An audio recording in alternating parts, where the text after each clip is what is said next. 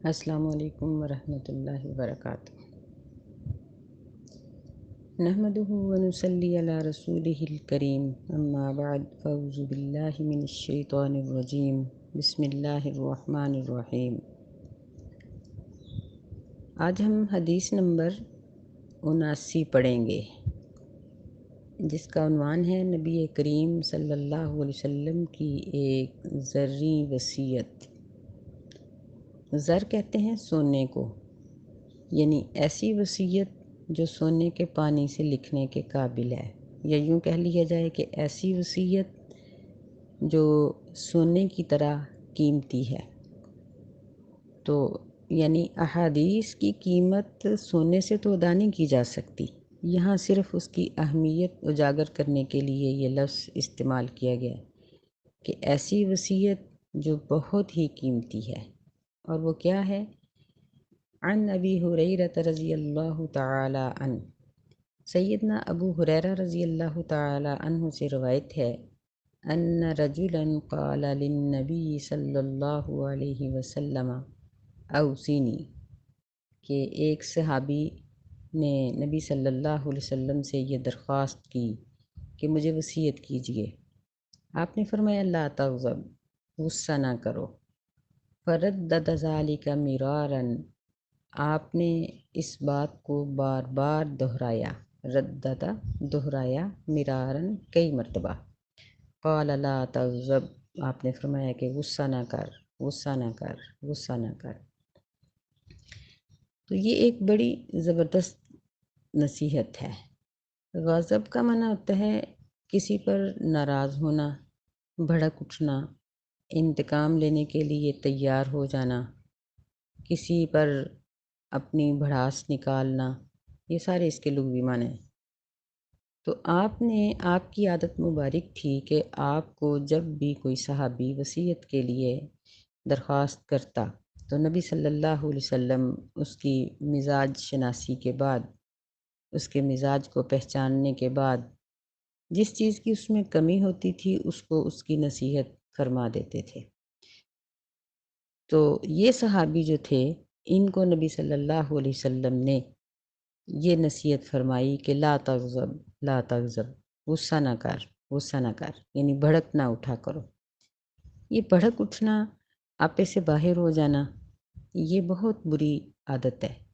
اس سے بہت فسادات پیدا ہو جاتے ہیں، بعض اوقات قتل تک بات چلی جاتی ہے کہ قاتل غصے سے ہی ہمیشہ مقتول کو قتل کرتا ہے، انتقام لینے کے لیے ہی قتل کرتا ہے۔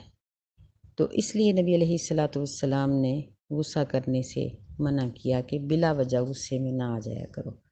ایک حدیث میں آتا ہے کہ وہ شخص اللہ تعالیٰ کے نزدیک بہتر ہے جو دیر سے غصے میں آئے اور اس کا جلدی غصہ رفع ہو جائے، اور وہ شخص اللہ کی نظر میں اچھا نہیں ہے جو جلدی غصے میں آ جائے اور دیر تک غصہ رکھے۔ لیکن تمام احادیث کو سامنے رکھا جائے تو پھر اس حدیث کی وضاحت ہوتی ہے کہ نبی علیہ الصلاۃ والسلام کی اپنی عادت مبارک اگر اس سلسلے میں دیکھی جائے تو سیدہ عائشہ رضی اللہ تعالی عنہا سے روایت ہے کہ آپ نے کبھی اپنی ذاتی بات کا انتقام نہیں لیا تھا، لیکن جب آپ دیکھتے کہ اللہ کے دین کی بے حرمتی کی جا رہی ہے تو پھر نبی علیہ الصلاۃ والسلام غضبناک ہو جاتے تھے، یعنی بہت غصے میں آ جاتے تھے۔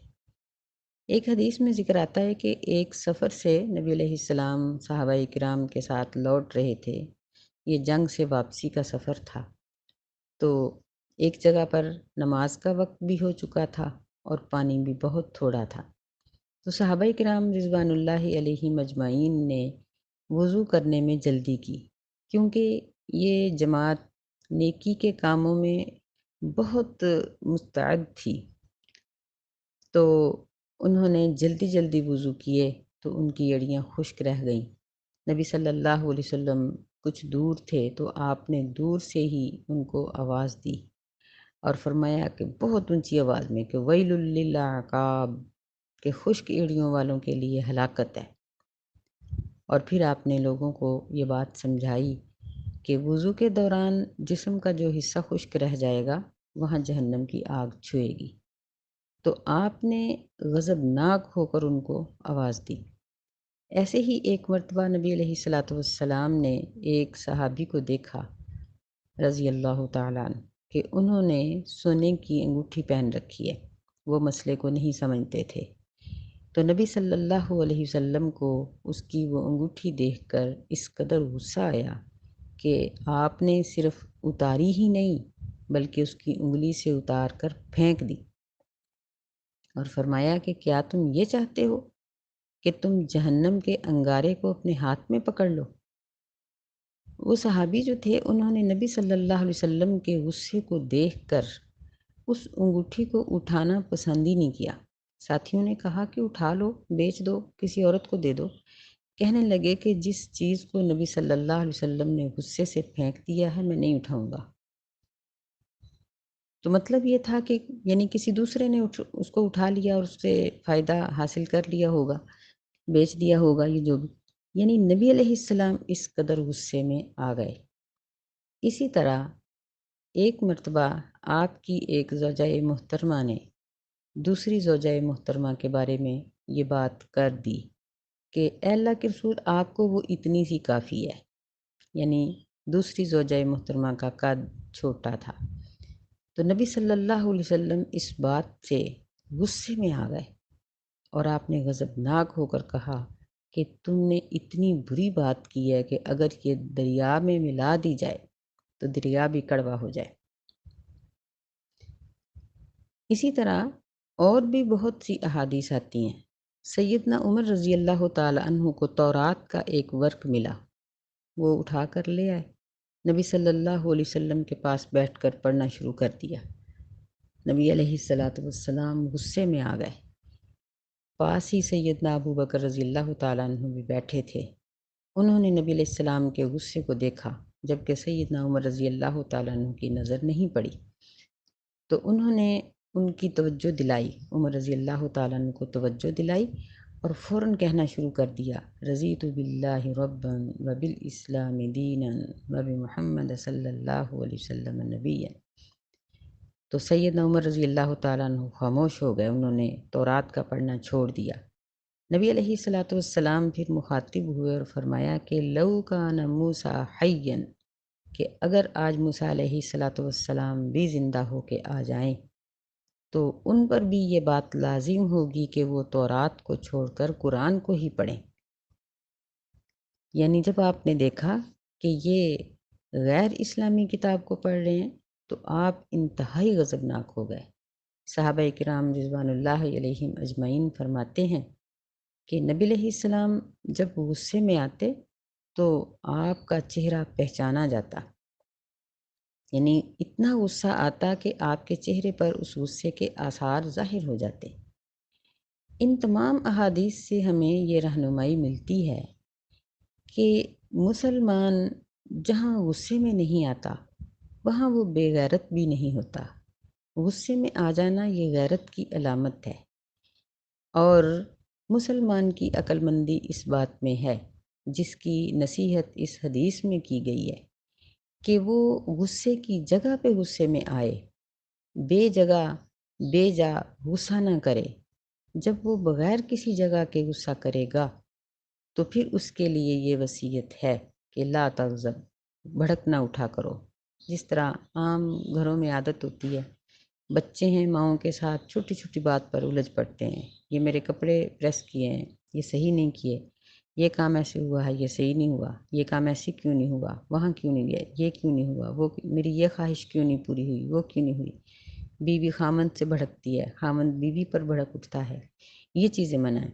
ان چیزوں سے منع کیا گیا کہ ذاتی معاملات میں، زبان کے چسکے میں، لباس کی زیبائش میں اور سہولیات کی مد میں، سہولتوں کے میسر ہونے میں اگر کمی آ جائے تو غصہ نہ کیا کرو، لیکن جہاں بے دینی دیکھو وہاں غصے میں آ جاؤ، کیونکہ اس وقت غصے میں آنا غیرت کی علامت ہے۔ اسی طرح بہت سی ایسی جگہیں ہوتی ہیں، مثلاً حیاداری کا مسئلہ ہے، باپ بیٹی کو برہنہ دیکھ کر غصے میں آ جائے بیوی کی بے پردگی پر غصے میں آ جائے، بیوی شوہر کے کسی غلط اور غیر شرعی کام پر غصے میں آ جائے، یہ چیزیں غیرت کا تقاضا ہیں۔ لیکن غصے کو صحیح طور پر استعمال کرنا یہ عقل مندی ہے۔ غصہ یہ انسان کی ایک بہت بڑی صفت ہے، جہاں یہ بدصفتی ہے وہاں یہ ایک بہت بڑی صفت ہے، جس طرح میں نے پہلے نبی علیہ السلام کی احادیث بیان کی ہیں کہ غصے کی جگہ پر غصے میں آنا یہ غیرت کا تقاضا ہے، یہ عقل مندی ہے۔ لیکن بغیر جگہ کے غصے میں آ جانا اور بھڑک اٹھنا اور پھر غصے کا ٹھنڈا نہ ہونا، معافی طلب کرنے پر بھی معاف نہ کرنا، یہ چیزیں غلط ہیں۔ ان چیزوں سے اس حدیث میں منع کیا گیا ہے۔ اللہ تعالی ہمیں غیرت مند مسلمان بننے کی توفیق عطا فرمائے، اور ہمیں اللہ تعالیٰ اپنے غصے پر اور اپنی تمام نفسانی خواہشات پر کنٹرول کرنے کی توفیق عطا فرمائے۔ ایک حدیث میں اس طرح بھی ذکر آتا ہے کہ وہ شخص عقل مند نہیں جو کسی کو غصے میں آ کے بچھاڑ ڈالے، وہ بہادر نہیں ہے۔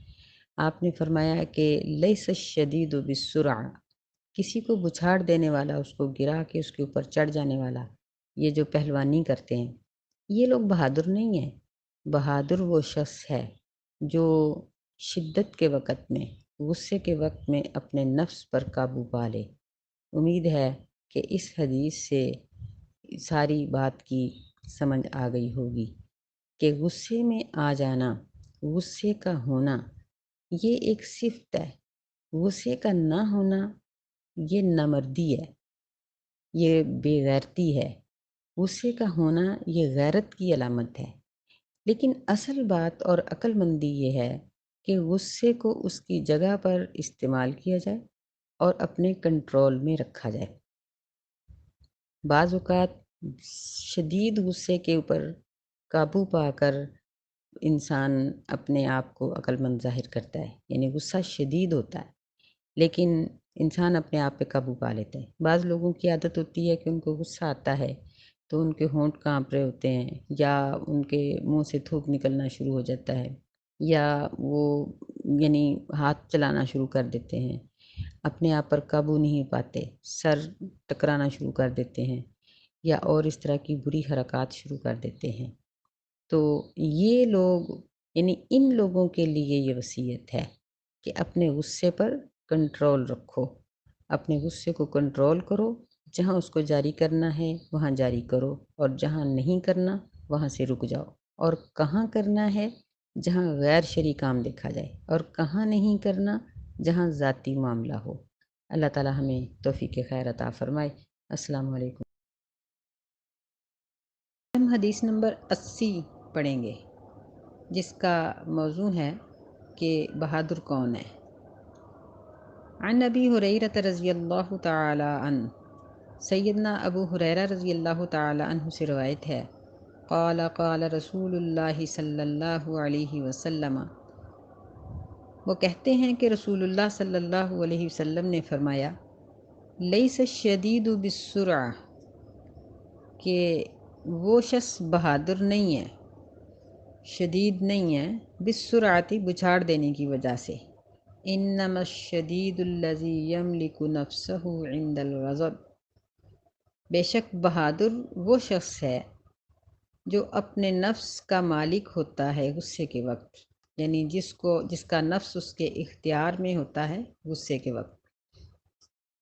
اس سے پہلی حدیث کا بھی تقریباً ایسا ہی موضوع تھا، اور اس میں بھی غصے کے بارے میں ہی بات کی گئی ہے کہ ہم عام طور پر یہ سمجھتے ہیں کہ جو غصیلا ہے وہ بہادر ہے۔ نہیں، غصے میں بہادری نہیں ہوتی، بلکہ غصہ کھانے والا شخص، اس کی بعض اوقات غصے کی وجہ سے اس کی زبان ایسے ایسے الفاظ بول دیتی ہے کہ بعد میں اسے اس پر معذرت کرنی پڑتی ہے اور اقرار کرنا پڑتا ہے کہ مجھے غصے میں پتہ نہیں چلا، حالانکہ یہ انتہائی گری ہوئی حرکت ہوتی ہے۔ انسان کو اپنی زبان پر، اپنے دماغ پر، اپنے ہاتھوں پر غصے کے وقت میں کنٹرول ہونا چاہیے، یہ مسلمان کی صفت ہے۔ فرمایا والکاظمین الغیظ، غصے کو پی جانے والے۔ سیدنا عمر رضی اللہ تعالیٰ عنہ کا ایک بڑا بہترین اور سبق آموز واقعہ احادیث میں مروی ہے کہ سیدنا عمر رضی اللہ تعالیٰ عنہ جب امیر تھے، خلیفہ وقت تھے، تو اس وقت ان کے پاس ایک آنے جانے والے شخص سے اس کے دوست نے یہ کہا کہ مجھے امیر المومنین تک پہنچاؤ، میں ان سے بات کرنا چاہتا ہوں۔ وہ شخص نہیں جانتا تھا کہ یہ کیا بات کرے گا۔ وہ ان کو سیدنا عمر رضی اللہ عنہ کے پاس لے گیا۔ وہ شخص کہنے لگا کہ اے عمر، تم انصاف نہیں کرتے ہو، عدل نہیں کرتے ہو، اور اس طرح کی باتیں جب اس نے کیں تو سیدنا عمر رضی اللہ تعالیٰ عنہ کو اس قدر غصہ آ گیا کہ ان کی آنکھیں سرخ ہو گئیں۔ وہ صحابی رسول صلی اللہ علیہ وسلم جو اپنے اس دوست کو لے کر گئے تھے، وہ بھی پریشان ہوئے کہ انہیں نہیں تھا پتہ کہ یہ کیا کہنا چاہتا ہے۔ انہوں نے جلدی سے یہ آیات پڑھنی شروع کر دیں، والکاظمین الغیظ والعافین عن الناس۔ تو جب انہوں نے یہ آیات پڑھیں تو سیدنا عمر رضی اللہ تعالیٰ عنہ کا رنگ فوراً درست ہو گیا اور وہ غصے کو پی گئے۔ اور وہاں امام نووی رحمۃ اللہ علیہ نے یہ واقعہ بیان کرتے ہوئے یہ بات لکھی ہے کہ صحابہ کرام رضوان اللہ علیہم اجمعین یہ اللہ کے اور اللہ کے رسول کے حکم پر یہ وقف کر دینے والے تھے، وقاف، رک جانے والے تھے۔ جب ان کے سامنے اللہ اور اس کے رسول کا حکم آ جاتا تھا تو یہ فوراً رک جاتے تھے۔ اسی طرح کا ایک واقعہ خود رسول اللہ صلی اللہ علیہ وسلم کا بھی ہے کہ آپ کو بھی ایک مرتبہ ایک منافق نے اسی طرح کہہ دیا تھا تو نبی صلی اللہ علیہ وسلم بہت غصے میں آ گئے کہ آپ کا رنگ متغیر ہو گیا۔ تو آپ نے فوراً اس بات کو یاد کیا، فرمایا کہ اللہ موسیٰ علیہ السلام پر رحمت کرے کہ ان کی قوم نے ان کو تکلیفیں پہنچائیں اور انہوں نے صبر کیا۔ اللہ تعالیٰ قرآن مجید میں ذکر کرتے ہیں کہ مسلمانوں تم ان لوگوں کی طرح نہ ہو جاؤ جنہوں نے موسیٰ علیہ السلام کو تکلیف پہنچائی تھی۔ تو نبی علیہ السلام نے سیدنا موسیٰ علیہ السلام کو یاد کر کے اپنی حالت اور کیفیت پہ قابو پا لیا۔ یہی چیز اس حدیث میں بھی بیان کی جا رہی ہے کہ کسی کو گرا کر اس کے اوپر چڑھ دوڑنے والا اور اس کی مار پٹائی کر دینے والا وہ بہادر نہیں ہے۔ بہادر وہ ہے جو غصے کے وقت بھی بڑے جچے تلے الفاظ بولے، بڑی ستھری گفتگو کرے اور وہ اپنی گفتگو کی وجہ سے کسی کے سامنے شرمندہ نہ ہو۔ تو غصہ جہاں اللہ تعالیٰ کے نزدیک بری چیز ہے، ویسے ہی یہ لوگوں کے نزدیک بھی بہت برا ہے۔ اللہ تعالیٰ ہمیں ایسی حالت سے بچنے کی توفیق عطا فرمائے۔ آج ہم حدیث نمبر 81 پڑھیں گے جس کا عنوان ہے تکبر کی مذمت۔ تکبر کسے کہتے ہیں؟ عن ابن مسعود رضی اللہ تعالی عنہ، سیدنا ابن مسعود رضی اللہ تعالی عنہ سے روایت ہے، قال قال رسول اللہ صلی اللہ علیہ وسلم، وہ کہتے ہیں کہ رسول اللہ صلی اللہ علیہ وسلم نے فرمایا، لا يدخل الجنة من كان في قلبه مثقال ذرة من کبر، کہ وہ شخص جنت میں داخل نہیں ہوگا، من کان فی قلبہ، قلب کا معنی دل، جس کے دل میں مثقال ذرۃ، ایک ذرہ کے وزن کے برابر بھی، من کبر، تکبر ہوگا۔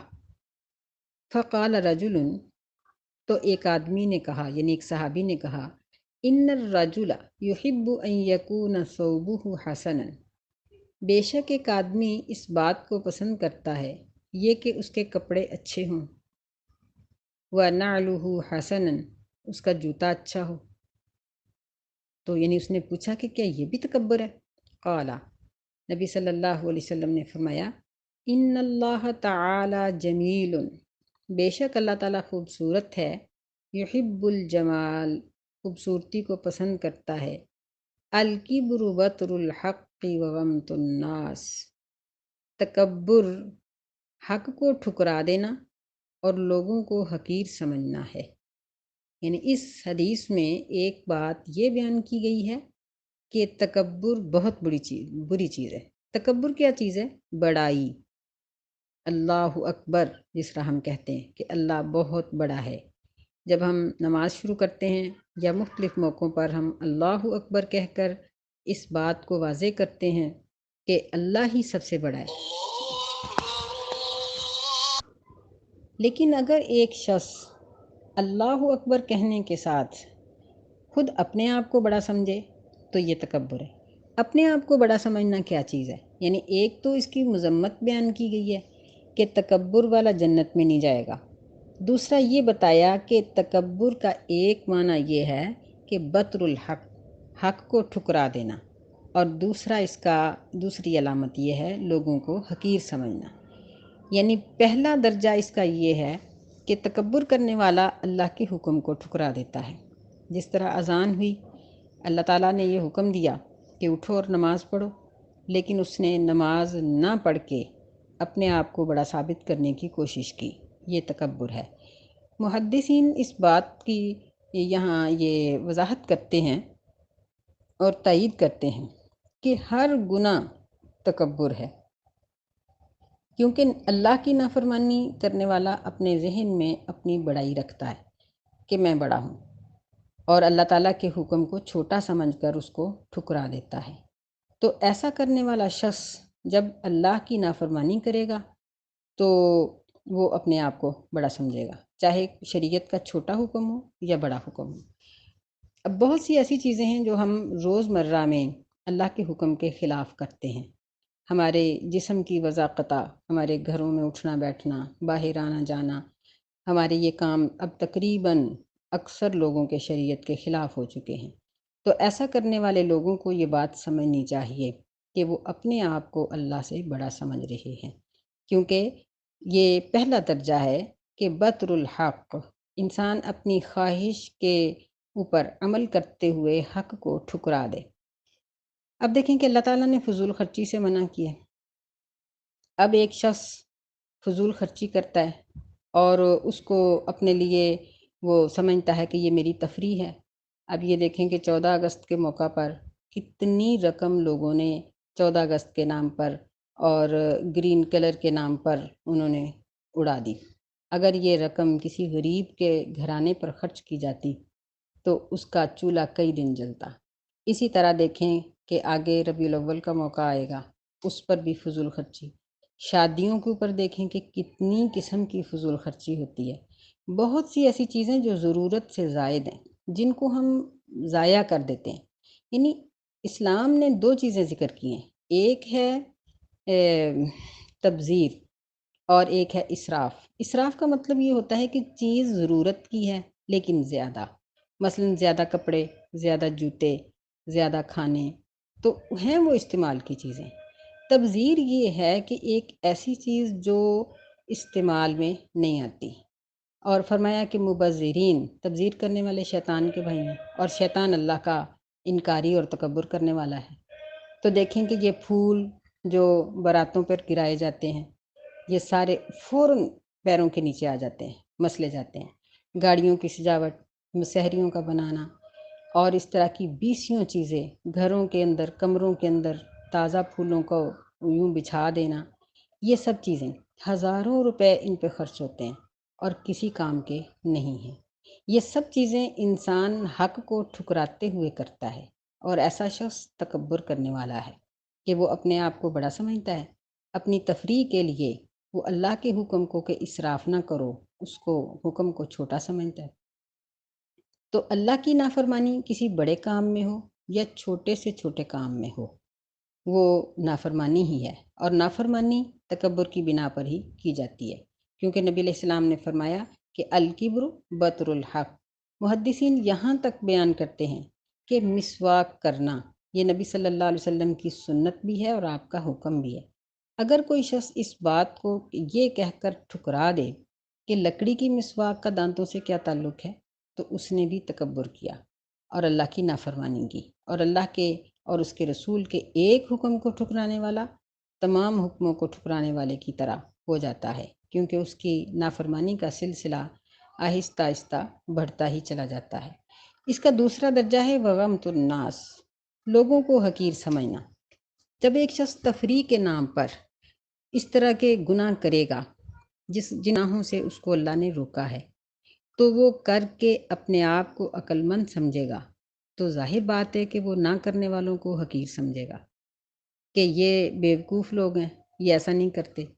اور اسی طرح ایک بڑا بھڑکیلا لباس پہننے والا سادے لباس والے کو حقیر سمجھے گا، ایک سود خور حلال کھانے والے کو حقیر سمجھے گا، ایک پارلر سے تیار ہو کے آنے والی گھر میں تیار ہونے والی کو حقیر سمجھے گی، ایک یعنی وہ تمام گناہ کرنے والی اپنے جسم کے اوپر جن سے اللہ نے منع کیا ہے نہ کرنے والی کو حقیر سمجھے گی، بے پردہ پردے دار کو حقیر سمجھتا ہے، داڑھی منڈوانے والا شیو کرنے والا داڑھی والے کو بیوقوف سمجھتا ہے، اور سوٹ پہننے والا شلوار قمیض پہننے والے کو حقیر سمجھتا ہے۔ تو یہ سب تکبر کی علامتیں ہیں جس کی نبی صلی اللہ علیہ وسلم نے 2 لفظوں میں وضاحت کر دی کہ الکبر بطر الحق، کہ یہ تو حق کو ٹھکرانا، اور دوسرا اس کا بڑا درجہ ہے لوگوں کو حقیر سمجھنا، یعنی جب انسان کا تکبر بڑھ جاتا ہے تو پھر وہ لوگوں کو حقارت کی نظر سے دیکھتا ہے۔ باقی یہ بات کہ کسی کا کپڑا اچھا ہو، جوتا اچھا ہو، اس چیز سے منع نہیں کیا گیا۔